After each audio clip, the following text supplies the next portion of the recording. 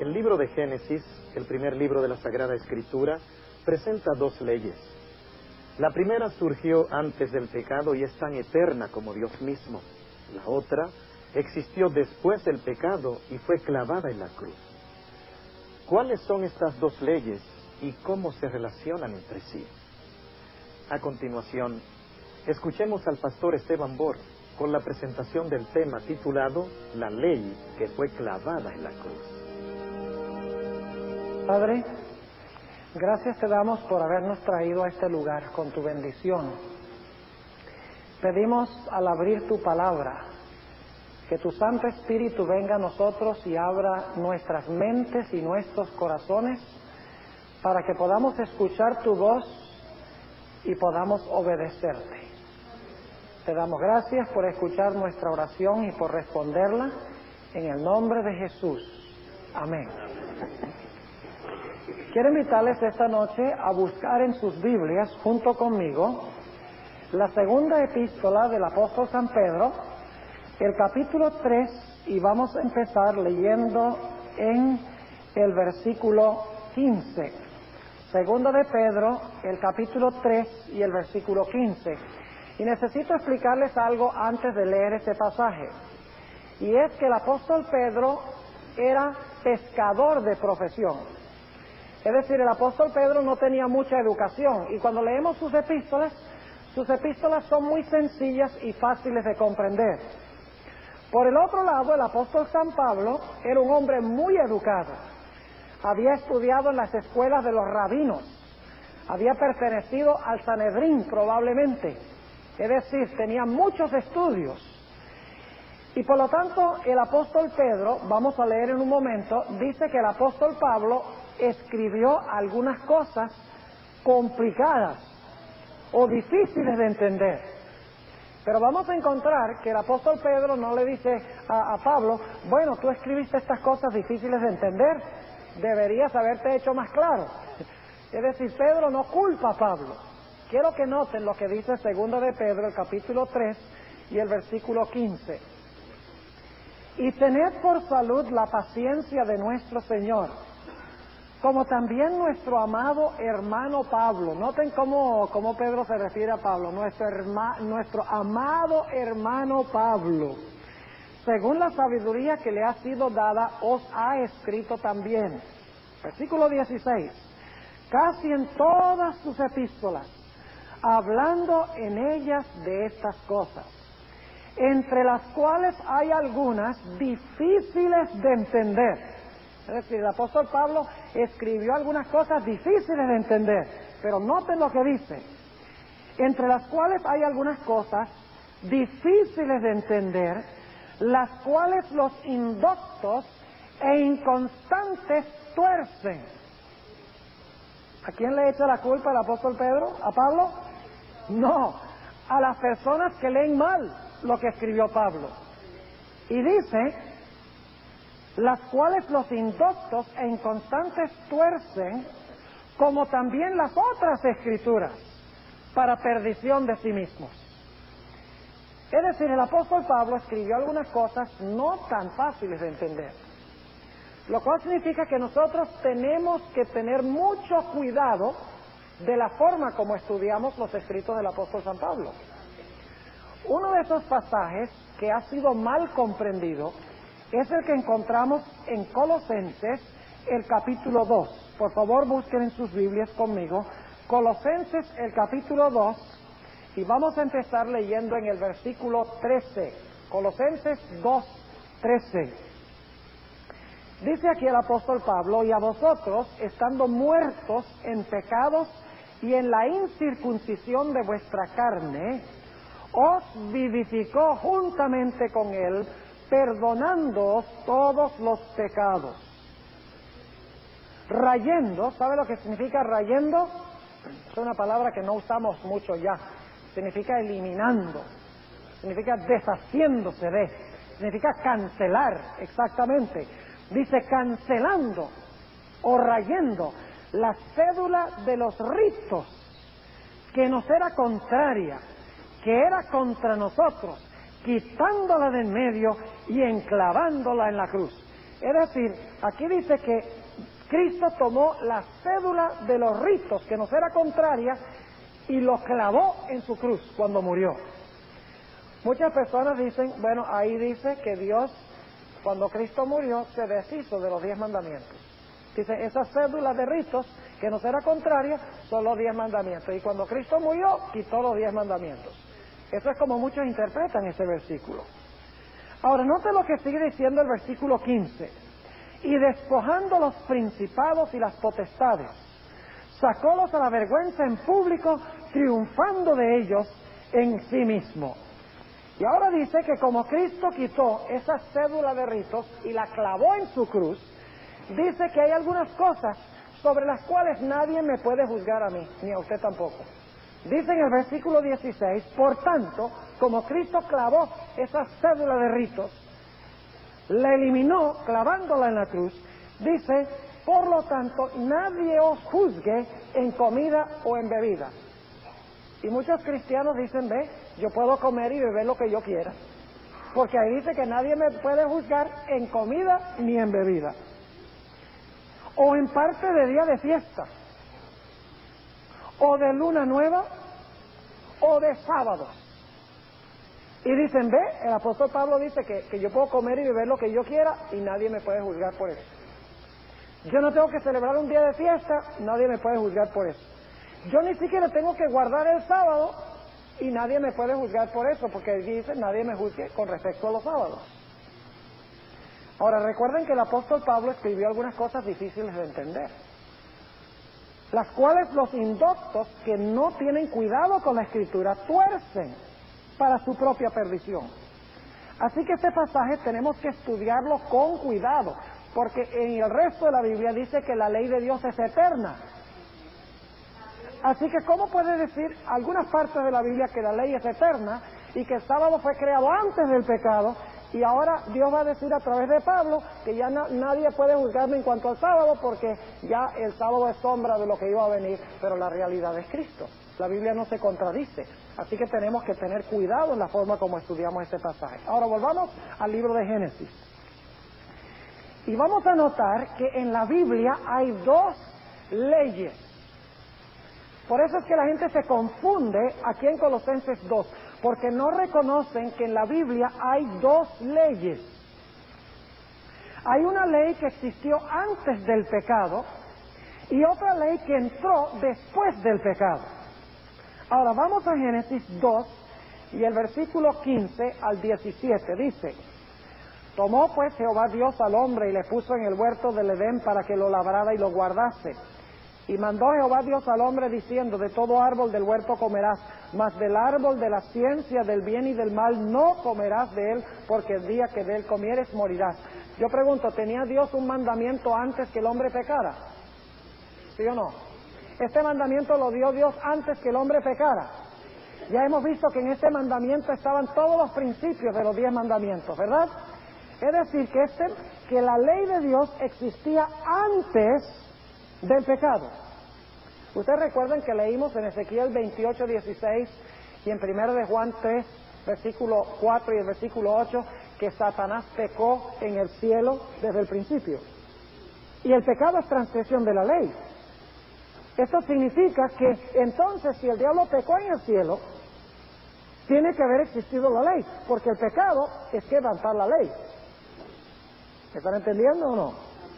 Es decir, que la ley existió antes del pecado, la ley moral de Dios. Los 10 mandamientos existían antes. Ahora, noten que Dios le dijo al hombre: miren, yo tengo mi ley, yo quiero que ustedes guarden mi ley. Pero si ustedes desobedecen mi ley, eso va a ser pecado. Recuerdan que leímos en Romanos 5:12 anoche, que decía que a través de un hombre entró el pecado al mundo. ¿Quién fue ese hombre? Adán. Entonces, ¿Adán pecó? ¿Cómo puede haber pecado si no había ley? Si el pecado es transgresión de la ley. Tiene que haber existido la ley. Es decir, que Adán pecó, quebrantó la ley, eso fue pecado, y entonces Dios le dijo a Adán que como resultado del pecado iba ¿a qué? A morir. Noten Génesis 3:19. Dice, en el sudor de tu rostro comerás el pan hasta que vuelvas a la tierra, porque de ella fuiste tomado, pues polvo eres y al polvo serás tornado. Es decir, Dios dice, yo tengo mi ley, si tú quebrantas esa ley, eso es pecado, y si tú pecas, tú vas a morir. Ahora entonces, la ley existió antes del pecado. Esta ley, la ley moral, la ley de los 10 mandamientos, existió antes del pecado. Pero cuando el hombre pecó, Dios no quería destruirlo a él. Dios no quería que el hombre muriera. Y por lo tanto, el mismo día que el hombre pecó, ustedes recuerdan que se hizo un sacrificio en el huerto del Edén. Nota en Génesis 3:21. Dice, y Jehová Dios hizo al hombre y a su mujer túnicas de pieles y vistiólos. ¿Qué necesitó suceder para que Dios pudiera conseguir túnicas de pieles? Tiene que haber muerto un animal. Ahora escuchen lo que voy a decir. El mismo día que Adán y Eva pecaron, deberían haber muerto, porque Dios dijo, el día que de él comieres morirás. ¿Por qué no murieron ese día? Sencillamente porque ese mismo día en el cielo, y ustedes dicen, ¿cómo sabemos que en el cielo? Porque lo que sucede en la tierra es una repercusión de algo que pasó en el cielo. El sacrificio del cordero ese día, para conseguir las pieles para cubrir la desnudez, era una indicación terrenal de algo que había sucedido en el cielo. Ese mismo día, Jesús se presentó y le dijo a su padre, Padre, yo pagaré, yo moriré en lugar del pecador, yo cargaré sus pecados. Por eso la Biblia dice que Cristo es el Cordero de Dios inmolado desde la fundación del mundo, en Apocalipsis 13:8. Porque el mismo día que el hombre pecó, que desobedeció la ley moral de Dios, de los 10 mandamientos, Dios instituyó la ley de los sacrificios para apuntar hacia Cristo, quien iba a venir para salvar a los seres humanos. Es decir, la ley moral es la que muestra el pecado, mientras que la ley ceremonial o la ley de los sacrificios es la que muestra el remedio por el pecado. Ahora, con el transcurso del tiempo, esta ceremonia es sencilla, porque lo que sucedió la primera vez fue que se tomó un cordero, se sacrificó el cordero, la sangre le chorreó, murió el cordero, eso fue todo lo que sucedió. Pero con el transcurso del tiempo, Dios amplió más el sistema de sacrificios. Porque cuando Cristo vino a esta tierra, había muchas cosas que Él iba a hacer. Él iba a morir, Él no iba a tener mancha, no iba a tener pecado. Había muchos detalles que se necesitaba enseñar a la gente del Antiguo Testamento. Por lo tanto, con el transcurso del tiempo, Dios amplió y añadió requisitos y reglas y regulaciones al sistema de sacrificios que se habían originado con ese sacrificio sencillo al comienzo. Noten un ejemplo de eso ya en Génesis 4. Vamos a Génesis 4 y empezamos leyendo en el versículo 1. Génesis 4 y el versículo 1 dice, y conoció Adán a su mujer Eva, la cual concibió y parió a Caín, y dijo, adquirido he varón por Jehová. Y después parió a su hermano Abel, y fue Abel pastor de ovejas, y Caín fue labrador de la tierra. Y aconteció andando el tiempo que Caín trajo del fruto de la tierra una ofrenda de Jehová. ¿Es eso lo que Dios había pedido? Yo les pregunto, ¿ustedes pueden ofrecer un tomate y ese tomate lo salva de sus pecados? Y no lo digo para que se rían, sino para que entendamos de que la Biblia dice que sin derramamiento de sangre no hay remisión de pecado. Así que cuando Caín trae vegetales o frutos de la tierra y no sacrifica un animal, está rechazando ¿a quién? A Jesús, exactamente. Ahora noten el versículo 4. Y Abel trajo también de los que. ¿Cómo sabía Abel que debía traer los primogénitos? No cualquier oveja, sino los primogénitos. Sencillamente porque más adelante, en el sistema de sacrificios que dio Dios a Israel, Él dijo, por ejemplo, en Números 8:17, dice, todos los primogénitos son míos. Es decir, aquí ya tenemos, Dios está ya formulando la ley de los sacrificios, de que ellos debían traer, ¿qué cosa? Los primogénitos, pero no solo los primogénitos. Dice, y Abel trajo también de los primogénitos de sus ovejas y de su ¿qué? De su grosura. ¿Sabe lo que significa la palabra grosura? significa su grasa.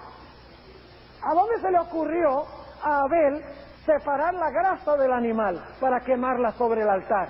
¿Será que él adivinó? Tiene que ser que Dios le instruyó que separara la grasa, porque más adelante en el sistema de sacrificios de Israel, ustedes pueden leerlo, por ejemplo en Levítico, el capítulo 4 y el versículo 26, también en Levítico 3 y el versículo 16, dice Dios que cuando se iba a sacrificar el animal había que quitarle la grasa y consumir la grasa sobre el altar, porque la grasa representa el pecado, y se separa la grasa del animal porque en el Señor Jesucristo no había pecado. Es decir, que ya tenemos, aún en Génesis, una formulación de algunas de las normas o reglas de la ley de ceremonias que luego se desarrolló muy elaboradamente en el sistema de sacrificios del pueblo de Israel. Dicho sea de paso, en el libro de Génesis se menciona mucho el pecado. No solamente dice en Ezequiel 28:16 que Satanás pecó en el cielo, lo cual significa que tiene que haber existido una ley, sino que también dice en Romanos 5:12 que Adán pecó. En el capítulo 4 y el versículo 7 de Génesis le dice Dios a Caín que si no se endereza, el pecado está a la puerta. Tiene que haber existido la ley y el pecado está a la puerta. Dios ahogó a todo el mundo antediluviano porque eran pecadores. Si no había ley, ¿cómo ellos iban a saber que eran pecadores? Dice en Génesis 13 que Sodoma y Gomorra fueron destruidos porque eran grandes pecadores. ¿Cómo es que eran pecadores si no había una ley que demuestra que eran pecadores? Además de eso, la Biblia nos dice que Abraham mintió y Dios lo regañó por haber mentido. ¿Cómo sabía Abraham que mentir era malo? Jacob también mintió. ¿Cómo sabía Jacob que había cometido un gran pecado al engañar a su padre y al mentir a su padre si no había una ley que dijera no hablarás falso testimonio? ¿Cómo sabía José en Génesis 39 cuando la mujer de Potifar vino a tentarlo para que tuviera relaciones sexuales con ella? ¿Cómo es que José puede decir, cómo yo puedo cometer este gran pecado contra mi Dios? ¿Cómo sabía José que el adulterio es pecado si no había ley? Es decir, en todo el libro de Génesis tenemos la ley moral de Dios que muestra qué es malo y qué es bueno. Y esa ley existió antes del pecado. Pero en Génesis encontramos también muchos sacrificios. Génesis 3:21, el primero, cuando Dios hace las túnicas de pieles. Luego Abel ofrece un sacrificio. Luego Noé, después del diluvio, ofrece un sacrificio. Abraham ofrece sacrificios. Isaac ofrece sacrificios. Jacob también ofrece sacrificios. José, es decir, en todo el libro de Génesis, no solamente tenemos pecado, sino tenemos también sacrificios por el pecado. Tenemos la ley moral de Dios y tenemos también las normas y las pautas ceremoniales que estableció Dios como remedio por el pecado. Ahora, con el transcurso del tiempo, como les mencioné, Dios hizo una descripción más detallada de este sistema de sacrificios y dio leyes y normas y pautas que la gente debía seguir al ofrecer los sacrificios y las ofrendas que traían al santuario. Quiero que nosotros notemos ahora que claramente en el sistema que Dios estableció había dos diferentes leyes. Porque la gente a veces dice, había una sola ley, y cuando Cristo murió, todas esas leyes, los 10 mandamientos, las ceremonias, todo eso Cristo lo deshizo, y ahora no tenemos que guardar la ley porque estamos bajo la gracia. Eso es lo que dicen muchos. Pero eso no es lo que enseña la Biblia, porque la Biblia enseña que hay dos diferentes leyes. Ahora vamos a notarlo, vamos a Éxodo, el capítulo 31, ya vamos un poquito más allá del libro de Génesis, vamos a Éxodo, el capítulo 31, y vamos a leer el versículo 18, Éxodo 31, 18. Vamos a hablar en primer lugar de los 10 mandamientos. Éxodo 31 y el versículo 18.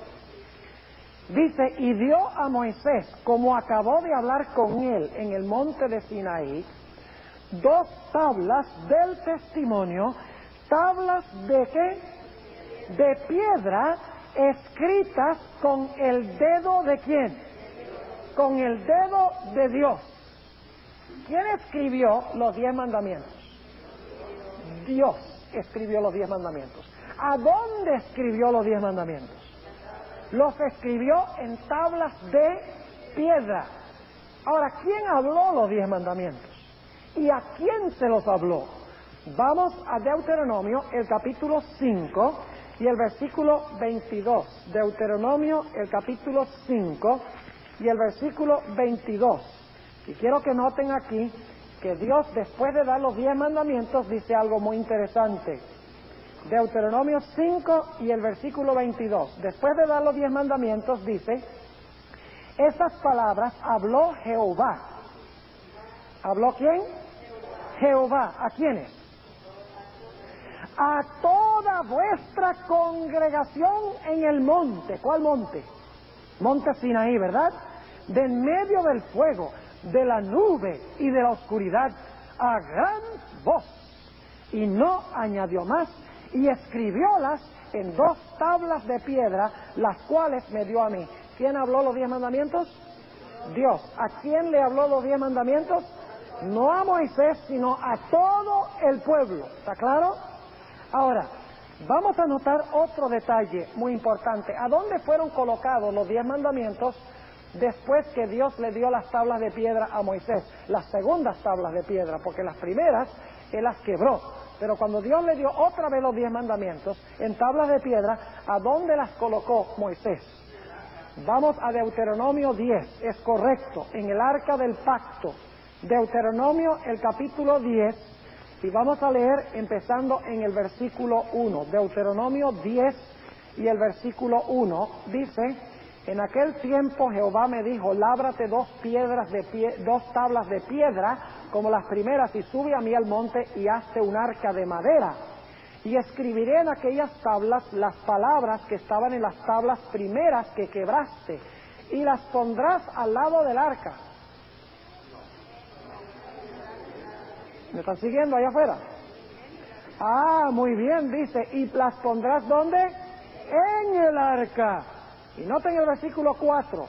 Y escribió en las tablas, conforme a la primera escritura, las 10 palabras que Jehová os había hablado en el monte de en medio del fuego, el día de la asamblea, y diómelas Jehová, y volví y descendí del monte, y puse las tablas en el arca que había hecho, y allí están como Jehová me mandó. ¿A dónde fueron colocados los 10 mandamientos? En el arca. Ahora repasemos lo que hemos estudiado. ¿Quién escribió los 10 mandamientos? ¿Quién habló los 10 mandamientos? ¿A quiénes les habló los 10 mandamientos? Directamente al pueblo de Israel, ¿verdad? ¿A dónde escribió los 10 mandamientos? ¿Y a dónde los puso? En el arca. Ahora vamos a notar que hay otra ley. Vamos al libro de Deuteronomio, el capítulo 31. Deuteronomio, el capítulo 31, y vamos a notar el versículo 9. Deuteronomio 31 y el versículo 9. Dice allí: y escribió Moisés esta ley. ¿Son los 10 mandamientos esto? ¿Moisés escribió los 10 mandamientos? Entonces, ¿hay otra ley? ¿Quién escribió esta otra ley? Moisés. Dice, y escribió Moisés esta ley. ¿Y diola a quiénes? ¿Por qué creen ustedes que se la da a los sacerdotes? Porque tiene que ver con ¿qué? Con los sacrificios y con las ofrendas. Y los sacerdotes eran los que ofrecían los sacrificios y las ofrendas. Así que dice en el versículo 9, y escribió Moisés esta ley y diola a los sacerdotes hijos de Leví, que llevaban el arca del pacto de Jehová, y a todos los ancianos de Israel. Ahora vamos al versículo 24. Dice, y como acabó Moisés de escribir. ¿Quién escribió los 10 mandamientos? Dios. ¿Quién escribe esta ley? Moisés. ¿Es otra ley entonces? Sí. Dice, y como acabó Moisés de escribir las palabras de esta ley, ¿dónde? En un libro. Bueno, ¿dónde fueron escritos los 10 mandamientos? ¿Y esta ley de que escribió Moisés, dónde es escrita? En un libro. ¿Es la misma ley? No. Dice en el versículo 25, mandó Moisés ¿a quiénes otra vez? A los sacerdotes, a los levitas, que llevaban el arca del pacto de Jehová, diciendo, tomad este libro de la ley y ponedlo dentro del arca. Ah, muy bien, están despiertos allá afuera. ¿Al lado de qué? del arca del pacto de Jehová vuestro Dios y esté allí por testigo contra ti. ¿A dónde fue colocado este libro de la ley? Al lado del arca. ¿Son los mismos 10 mandamientos este libro de la ley? No. Ahora, ¿quién habló esta ley? Vamos a Levítico el capítulo 1. Levítico el capítulo 1 y vamos a empezar leyendo en el versículo 1. Levítico el capítulo 1 y vamos a leer empezando en el versículo 1 para ver cómo se habló esta ley. Dice allí, y llamó Jehová a Moisés y habló con él. ¿Con quién? Con Moisés, desde el tabernáculo del testimonio diciendo, habla a los hijos de Israel y diles, cuando alguno de entre vosotros ofreciere ofrenda a Jehová de ganado vacuno u ovejuno, haréis vuestra ofrenda, y luego procede a hablar de las ofrendas. ¿Con quién habló Dios estas reglas y requisitos del sistema de sacrificios? Se los habló a Moisés. ¿Y luego qué debía hacer Moisés? Moisés debía transmitirle ese mensaje ¿a quiénes? A los del pueblo. Es decir, la ley ceremonial no fue hablada directamente por Dios al pueblo, sino que fue hablada por Dios a Moisés y de Moisés se transmitió al pueblo. ¿Saben ustedes que así se transmitió toda la Biblia? Menos los 10 mandamientos. ¿Saben que lo único en la Biblia que Dios dijo, esto yo no se lo confío a ningún hombre, esto lo escribo yo mismo y se lo hablo yo mismo al hombre? Son los 10 mandamientos. Todo lo demás, Dios hablaba con un profeta y le decía al profeta, ahora escribe lo que yo te di para el pueblo. O si no, habla lo que yo te dije al pueblo. Y por eso el profeta dice, así ha dicho Jehová, le dice al pueblo. Entonces yo pregunto, ¿hay 2 leyes claramente distintas en la Biblia? Claro que sí. Una fue hablada por Dios directamente al pueblo. Fue escrita por Dios. Fue escrita en tablas de piedra. Fue colocada en el arca. Esa es la ley moral de los 10 mandamientos. Las leyes ceremoniales fueron escritas por Moisés. No en tablas de piedra, sino en un libro. Fueron habladas a Moisés y luego Moisés habló al pueblo. Y fueron colocadas al lado del arca. Claramente en la Biblia, entonces, ¿hay cuántas leyes? Claramente hay 2 leyes. Ahora, hablemos un poquito de la ley moral de Dios. Ya lo hemos hecho, pero vamos a repasar. En Romanos 3:20 dice, porque por la ley es el conocimiento del pecado. En Romanos 7:7 el apóstol Pablo dice, yo no hubiera sabido que la codicia es mala, al menos que hubiera un mandamiento que dijera, no codiciarás. Es decir, el propósito de la ley moral es mostrar ¿qué cosa? El pecado. Yo pregunto, ¿tiene que existir la ley antes del pecado para poder mostrar el pecado? Cualquier niño de primaria puede entender eso, de que la ley moral tiene que existir antes del pecado para poder apuntar al pecado, lo que es pecado. En otras palabras, Romanos 3:20 dice que por la ley es el conocimiento del pecado. Y Romanos 6:23 dice que la paga del pecado es muerte, exactamente.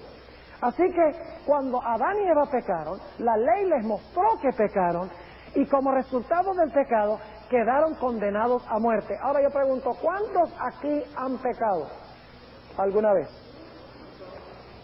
Si alguien aquí me dice que no ha pecado, usted acaba de pecar. Porque está hablando falso testimonio.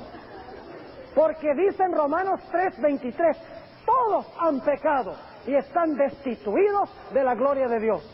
Y dice en 1 de Juan, el capítulo 1 y el versículo 8, que el que dice que no ha pecado es mentiroso. Y luego el versículo 10 dice, el que dice que no ha pecado lo hace a Dios mentiroso. Porque Dios dice que hemos pecado. Si yo digo que no he pecado, entonces yo estoy diciendo que Dios es mentiroso cuando Él dice que yo he pecado. Ahora surge la pregunta, ¿cómo puedo yo librarme del pecado? ¿Cómo puede suceder que aunque yo haya desobedecido la santa ley de Dios, aunque yo haya pecado y la ley me haya mostrado de que yo soy pecador y que debo morir, cómo puedo librarme de la muerte? Solo de una manera, y es a través de la sangre de Jesús. Dice en Hebreos 9:22 que sin derramamiento de sangre no hay remisión de pecado. Pero ¿saben ustedes lo que creen muchos cristianos?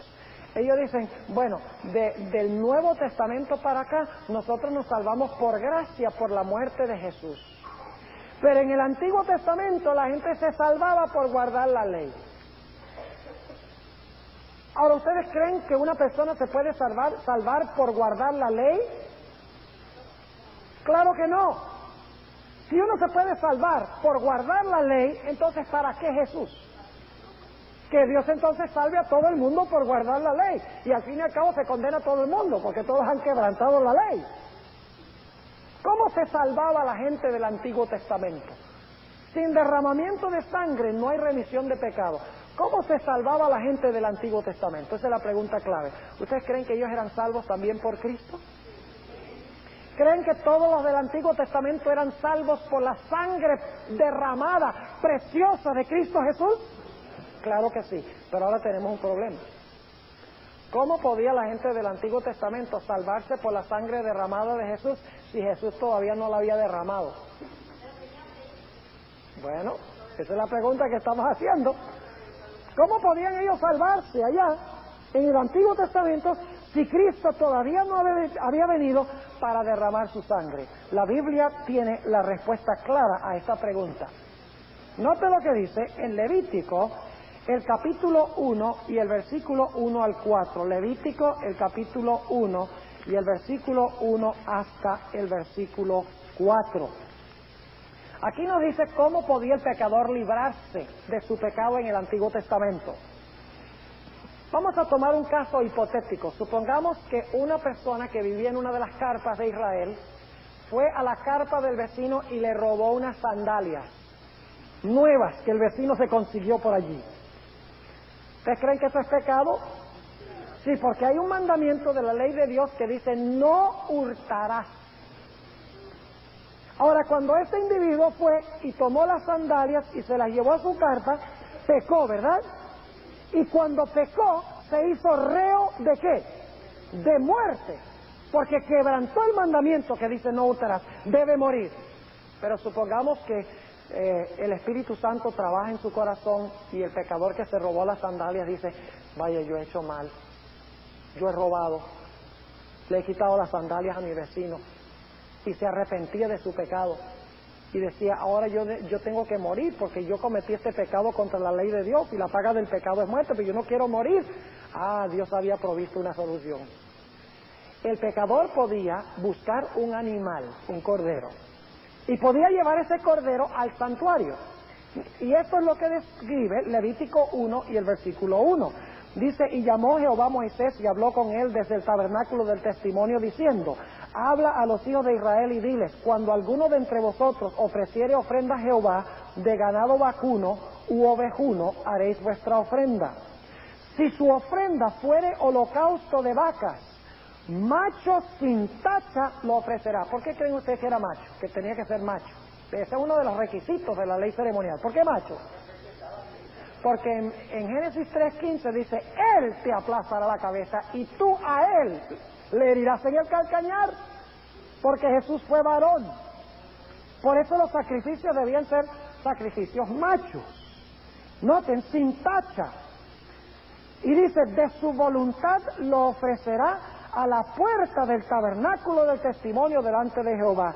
Y dice, y pondrá su mano sobre la cabeza del holocausto, y él lo aceptará para expiarle. Es decir, él traía al animalito, ponía su mano sobre la cabeza de ese animal inocente que no había hecho nada malo, confesaba su pecado sobre la cabeza del animal, decía, yo he robado las sandalias de mi vecino, yo sé que debo morir, pero yo confieso ese pecado de robar las sandalias sobre ese animal, y así el pecado era transferido del pecador al animal. Luego el pecador le rajaba la garganta al animal, la sangre chorreaba y moría el animal en lugar del pecador. Pero yo pregunto, ¿ustedes creen que en realidad ese pecado era quitado por la sangre de ese animal? Dice en Hebreos 10:4 que la sangre de toros y machos cabríos no puede quitar el pecado. Ahora tenemos un problema, porque si ellos ofrecían el animal, y esa sangre derramada no les podía quitar el pecado, entonces ¿para qué ofrecían ese animal? Exacto, porque Dios quería que el pecador viera en ese animal un símbolo ¿de qué? Un símbolo del verdadero Cordero que iba a venir a derramar su sangre en el futuro. Es decir, todos esos sacrificios eran sombras de lo porvenir. Ahora vamos a imaginarnos lo que es una sombra.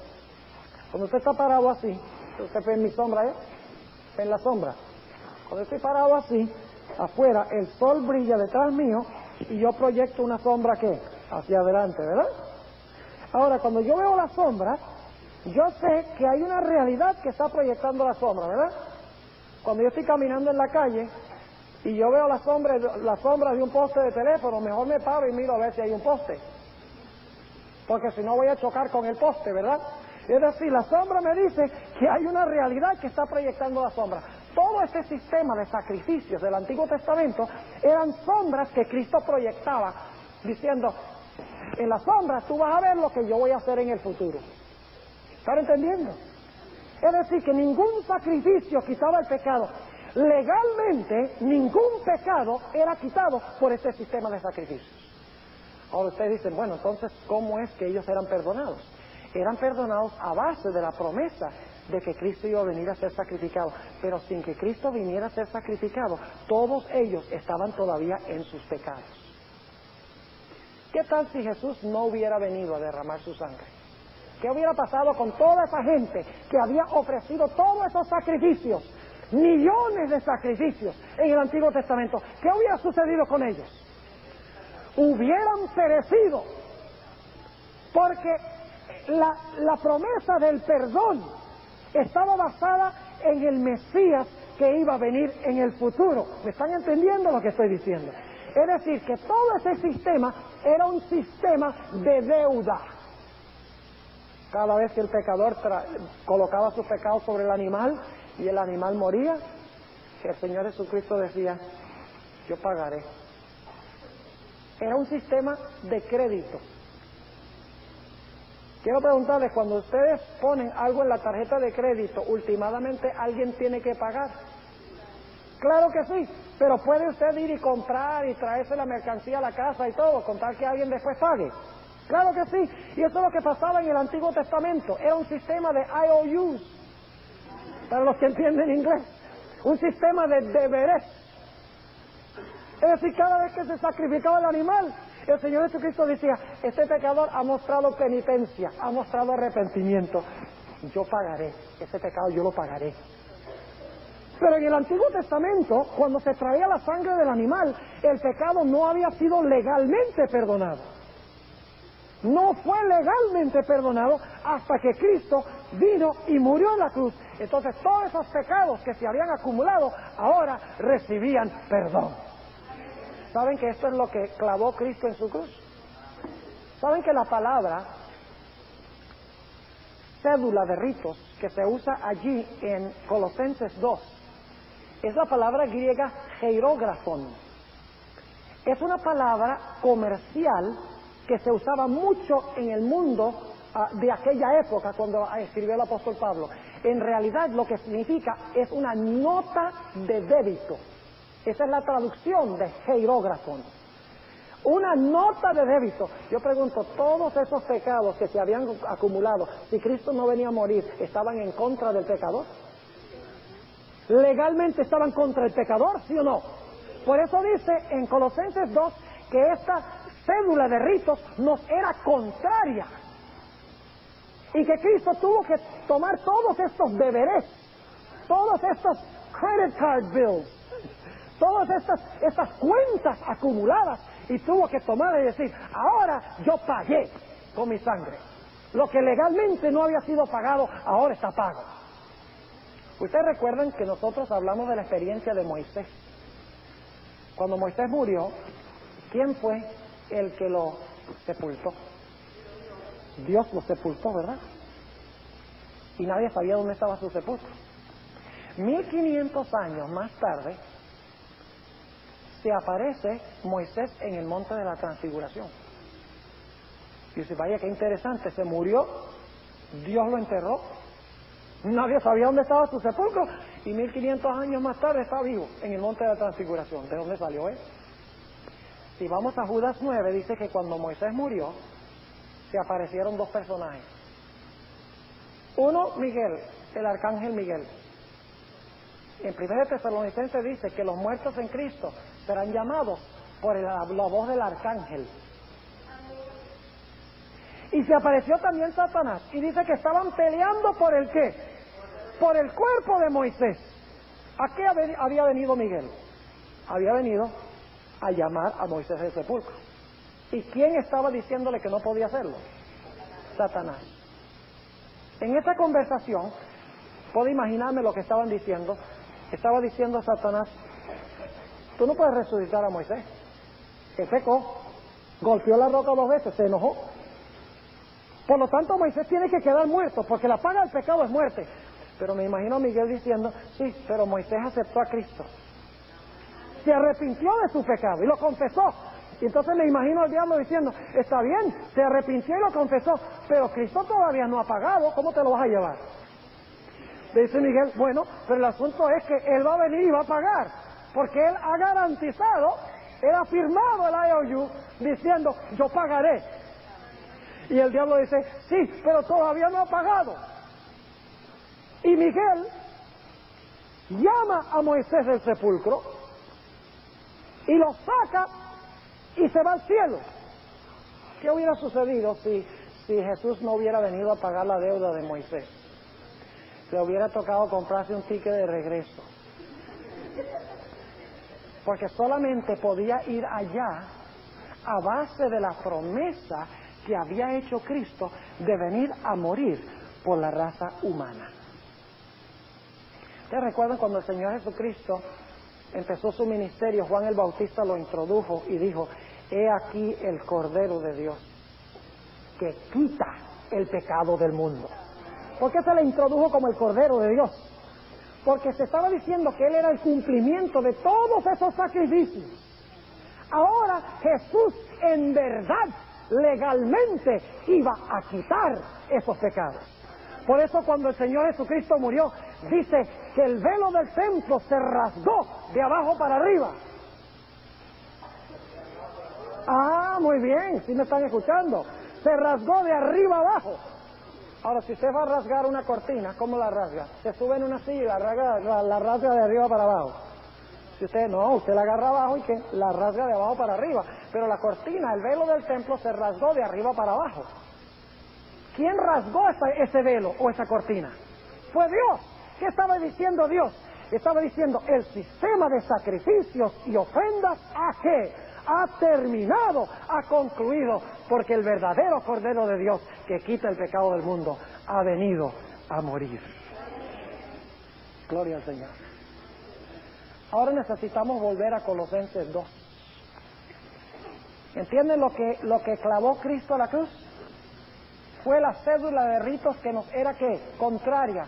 Dicho sea de paso, ustedes recuerdan que leímos en Deuteronomio 31 y el versículo 24 al 26 dice, toma este libro de la ley y ponlo al lado del arca para que sea un testimonio en contra tuya. Y en esta otra ley, en Colosenses 2, dice que nos era ¿qué? Contraria, esta cuenta o este débito nos era contrario, y el Señor Jesucristo la tomó y la clavó en su cruz. Ahora, notemos lo que dice Colosenses 2 y el versículo 16. Dice, por tanto, como Cristo pagó, como Cristo murió, dice, por tanto, nadie os juzgue. Como Cristo ya clavó todos los deberes a su cruz, nadie os juzgue en comida o en bebida.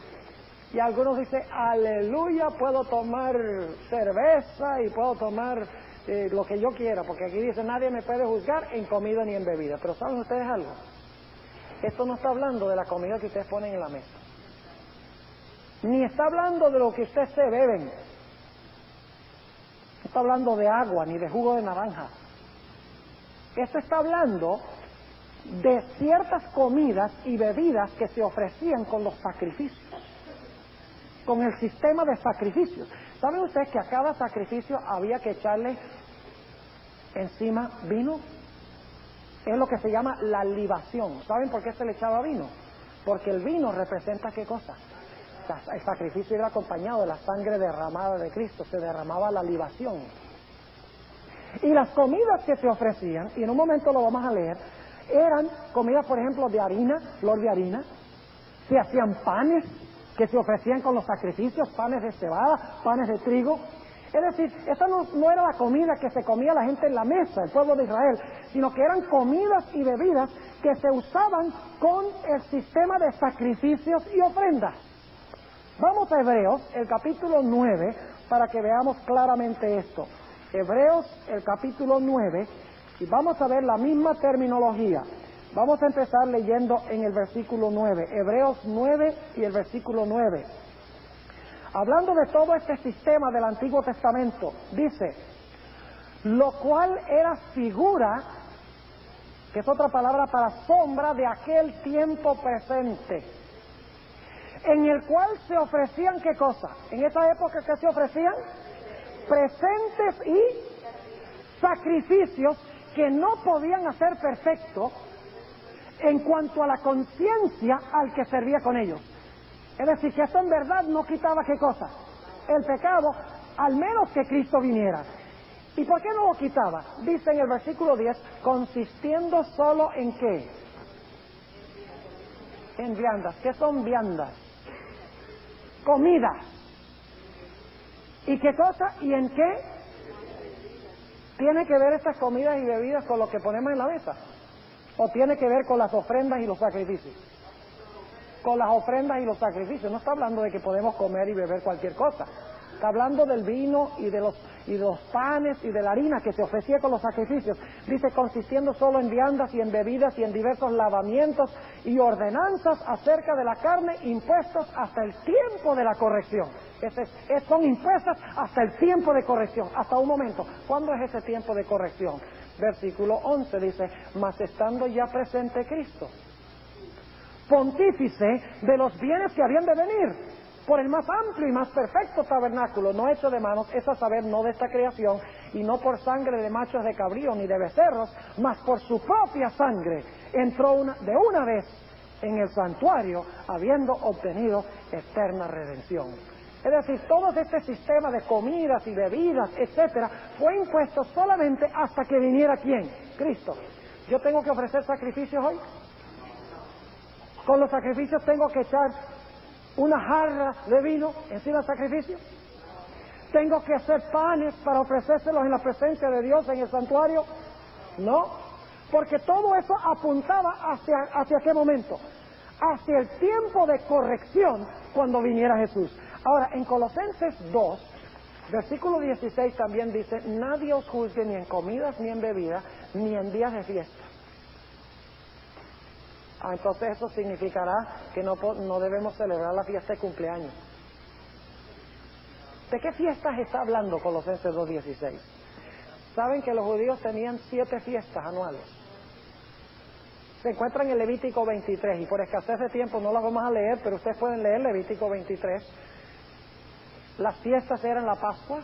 ¿Hacia quién apuntaba la Pascua? Cristo, nuestra Pascua, es sacrificada por nosotros. 1 Corintios 5, 7 y 8. La Pascua se cumplió en Cristo. Ya no hay que celebrar la Pascua. La segunda fiesta era el pan sin levadura. El pan representa a Cristo. Y sin levadura, porque la levadura representa el pecado. Cristo no tuvo pecado. Pero ya no tenemos que ofrecer panes sin levadura, porque ya la realidad, Jesús vino. La tercera fiesta, primicias. No hay que celebrar ya primicias. Porque dice en 1 Corintios 15... que el Señor Jesucristo ya resucitó las primicias de los que han muerto. Cristo lo cumplió. Tenemos Pentecostés, también fue cumplido, según Hechos, el capítulo 2. Estaba la fiesta de trompetas, estaba el día de expiación, tabernáculos. Todo eso apuntaba hacia Jesús. Ya nadie me puede juzgar si yo no celebro esas fiestas. Nadie me puede juzgar si yo no ofrezco sacrificios. Nadie me puede juzgar si yo no ofrezco bebidas y comidas con los sacrificios. También dice que nadie puede juzgarme en cuanto a luna nueva. En Números 28, versículos 11 al 15, dice que la luna nueva daba comienzo a todos los meses de la religión judía. El año religioso judío cubría un periodo de 7 meses. Empezaba en marzo y abril hasta aproximadamente octubre-noviembre, el año religioso. Y la luna nueva daba inicio a cada mes de ese año religioso. Nosotros ya no celebramos ese año religioso porque todo eso apuntaba hacia Jesús. Así que nosotros cada mes no tenemos que celebrar la luna nueva, porque ya todo eso se cumplió en Jesús. Ah, dice usted, pero ¿qué dice aquí de los sábados? Nadie me juzga en cuanto a los sábados. Bueno, el asunto es que también había sábados anuales, además del sábado séptimo día de la semana. En el mismo libro de Levítico, el capítulo 23, nos dice que había 7 sábados ceremoniales que se celebraban una vez al año, porque en esos días de fiesta todos debían reposar.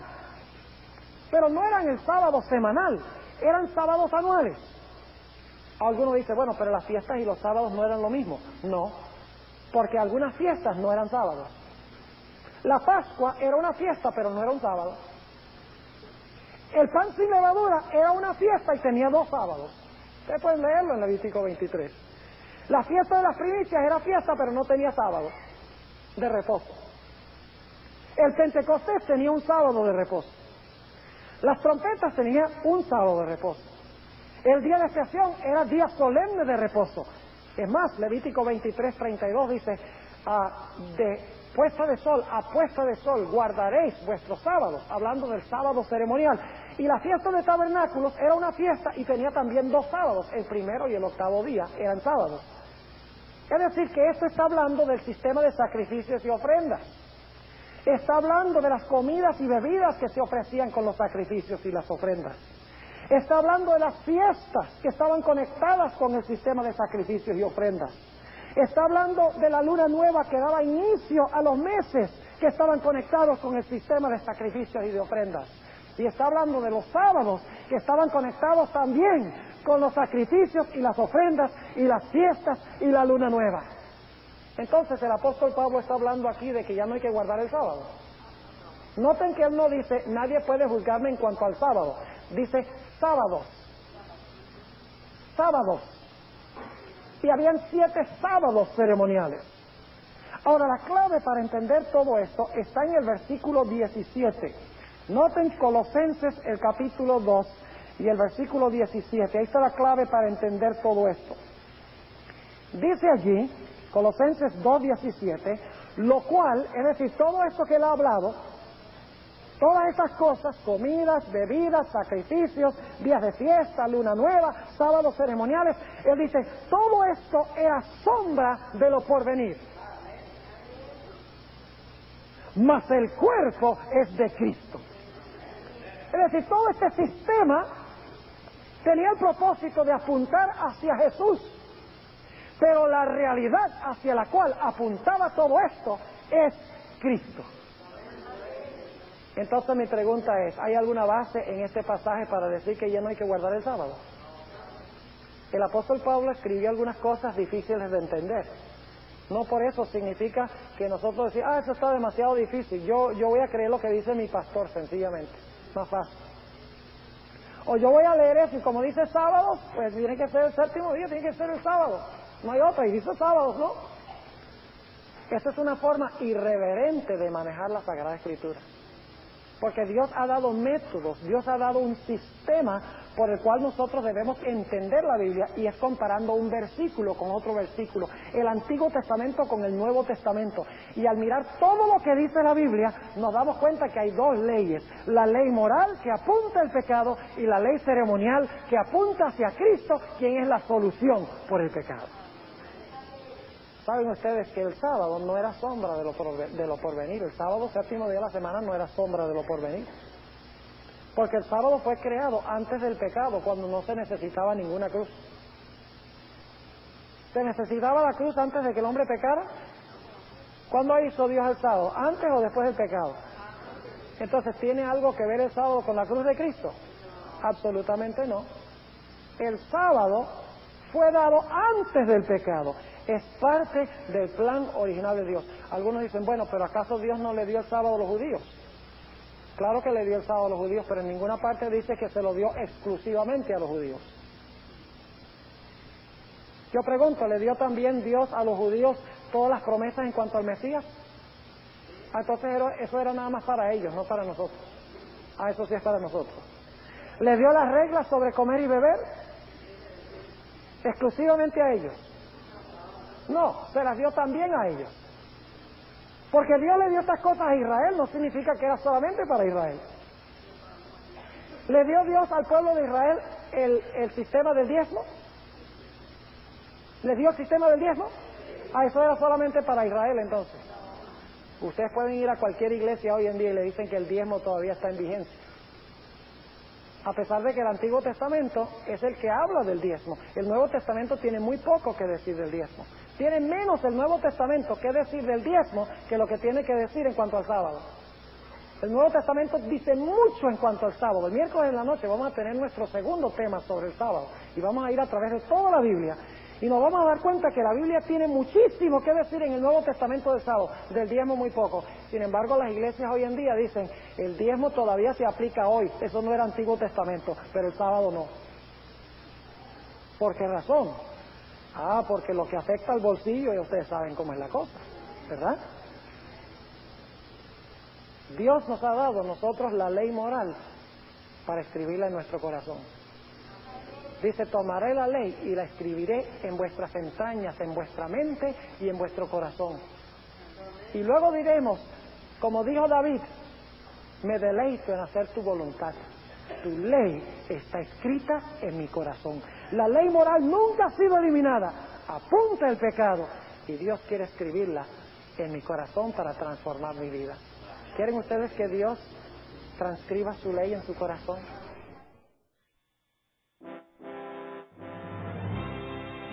Agradecemos al Pastor Bohr por su valioso aporte a la proclamación del mensaje adventista.